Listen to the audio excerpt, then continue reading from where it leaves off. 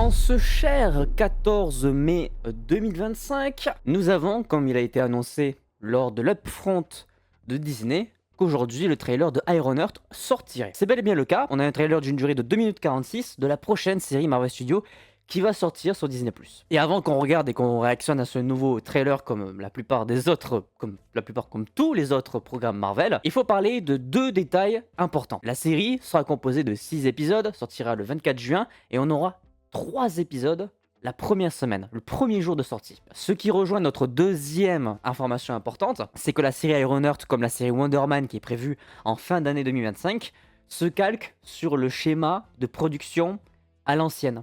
C'est-à-dire sur le schéma de production avant la restructure créative de l'entièreté de Marvel Studios et de Marvel Television. Alors on va se dire, évidemment, que c'est un petit peu jeter la série sous l'eau parce qu'on se doute que ça sera pas d'une qualité incroyable. Parce qu'il faut l'admettre, la qualité de Marvel Studios avant la réécriture créative des projets est plutôt bancale. Donc autant dire que du coup, je n'attends pas spécialement cette série Ironheart, qui pourtant est censé être le personnage qui va prendre la relève de mon personnage de fiction préféré all time. Déjà, dès sa première apparition, j'avais pas du tout été convaincu par le personnage, puisqu'on rappelle qu'elle est apparue dans Wakanda Forever. Donc je ne sais pas. On est censé aussi voir du Mephisto et du The Hood, donc avoir un truc un peu technologie et magie qui se mélange. J'avoue que je suis assez inquiet de savoir un petit peu comment ils vont mélanger ces deux univers, surtout si on n'a pas de réécriture créative sur le projet. Bah, enfin bref, trêve de blabla, on réagit à ce trailer et ensuite on en reparle un petit peu.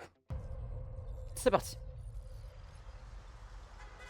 Ouais, c'est vrai que Ryan Coogler est producteur exécutif, forcément, parce qu'il a intégré le personnage dans Black Panther Wakanda Forever.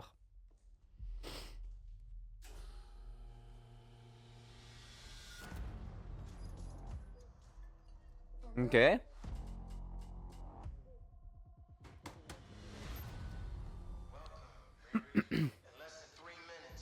What the fuck?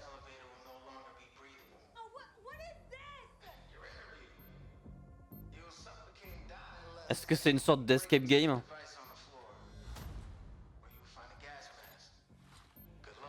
Ouais, c'est ça, c'est un escape game, c'est vraiment pas... c'est une fausse tension.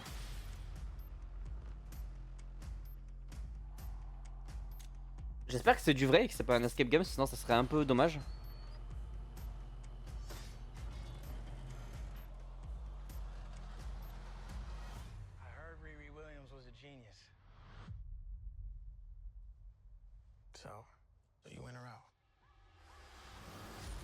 Ça c'était The Hood, donc c'est peut-être lui qui essaie de le pousser dans ses derniers retranchements.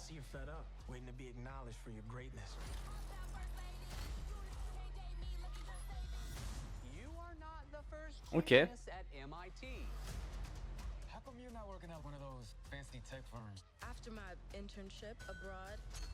Un stage, ouais.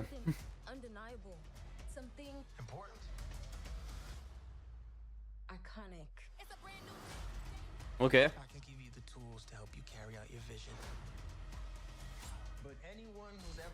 On n'a pas assez d'explications sur The Hood là.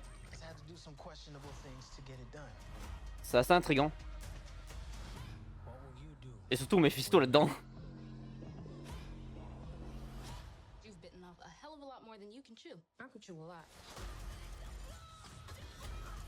Ok, premier costume.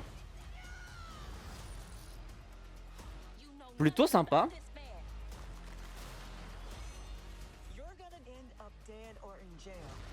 Ok. J'aime bien.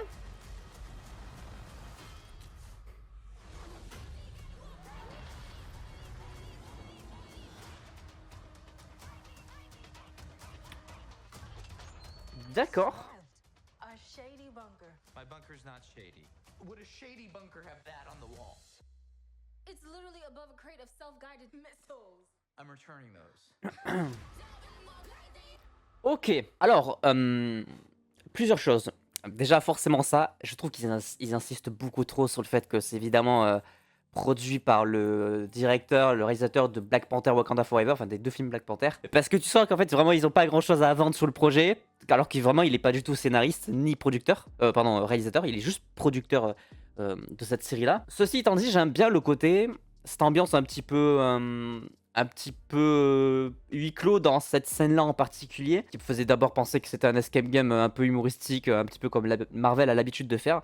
Non, on a l'air d'être plutôt sur une sorte de peut-être de test ou d'un truc géré par The Hood, qui est un personnage qui sera du coup introduit dans cette série-là, qu'on a déjà aperçu en animation du côté de What If, saison 3, épisode 6, si je me souviens bien, pardon. D'ailleurs, on en voit un petit peu de The Hood, même si c'est pas non plus hyper démonstratif. 2-3 scènes vers la fin où on voit son dos se transformer un petit peu en une espèce de démon. On n'a évidemment pas de traces de Mephisto, ils vont garder ça évidemment pour la série, c'est plutôt logique. Les VFX, les scènes de vol et de robots, d'armure, franchement, je m'attendais à pire.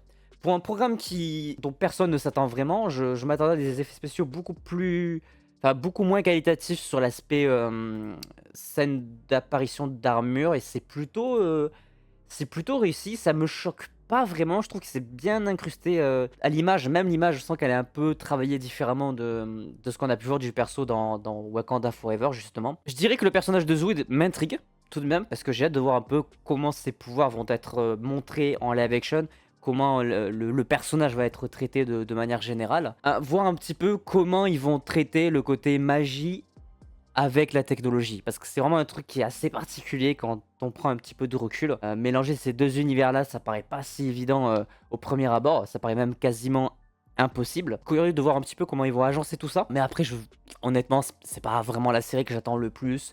Je pense pas que ça sera hyper important dans la suite des événements du MCU, malheureusement, même si le personnage peut peut-être avoir une certaine importance, notamment avec les Young Avengers qui sont en train de se construire, avec notamment Cassie, Hawkeye, la version de Kate Bishop et Miss Marvel. Peut-être une petite surprise de ce milieu d'année 2025, peut-être pas. En tout cas, on verra ça dès le 24 juin sur nos petits écrans, puisqu'on aura 3 épisodes le premier jour. D'ailleurs, ils ont un petit peu retapé le logo, il ressemble quand même beaucoup à celui qui avait été présenté la dernière fois. C'est juste qu'il a été un petit peu assombri, jauni, grisé, je sais pas comment quel terme utiliser. En tout cas, voilà pour la série Ironheart qui sortira donc le 24 juin. J'espère donc que cette petite réaction au trailer de Ironheart vous aura plu. N'hésitez pas à laisser un petit pouce bleu si c'est le cas, à vous abonner, activer la cloche pour ne pas manquer les prochaines vidéos. Et sur ce, évidemment, portez-vous bien, c'était votre Captain. À la prochaine.